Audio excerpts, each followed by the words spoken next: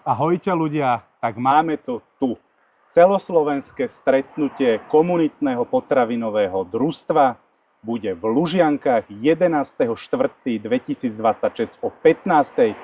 Tuto v tomto krásnom kultúrnom dome, je to hneď vedľa obecného úradu, tak vás radi privítame a konečne sa s vami všetkými stretneme.